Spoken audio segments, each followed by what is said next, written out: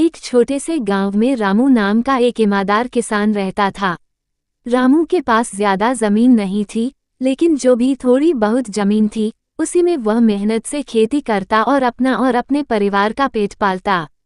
रामू का नियम था कि वो कभी भी बेईमानी या धोखाधड़ी से पैसे नहीं कमाएगा। एक दिन रामू के खेत में एक बहुत बड़ा आलू उगा। गांव के लोगों ने ऐसा आलू पहले कभी नहीं देखा था। सभी ने रामू से कहा, तुम इस आलू को बाजार में बेचकर अच्छा खासा पैसा कमा सकते हो।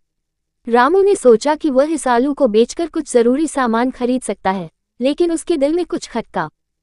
रामू ने सोचा कि यह आलू शायद किसी और किसान के खेत में उगा हो और गलती से उसके खेत में आ गया हो। उसने तय किया कि वह इस आलू को पहले गांव के मुखिया को दिखाएगा और उनकी राय लेगा। रामू आलू लेकर मुखिया के पास गया और सारा हाल बताया। मुखिया ने रामू की ईमानदारी की बहुत प्रशंसा की और कहा, रामू, तुम सच्चे और ईमानदार हो। यह आलू तुम्हारे खेत में ही उगा है और तुम इसका हकदार हो।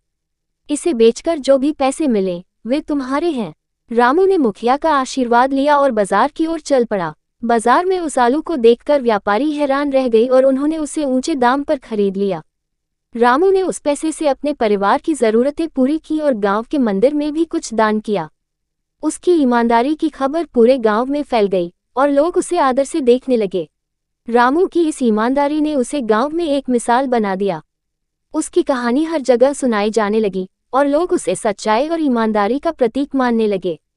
रामू ने कभी भी पैसे के लालच में अपने उसूलों को नहीं छोड़ा और उसकी ईमानदारी ने उसे पूरे गांव में सम्मान दिलाया।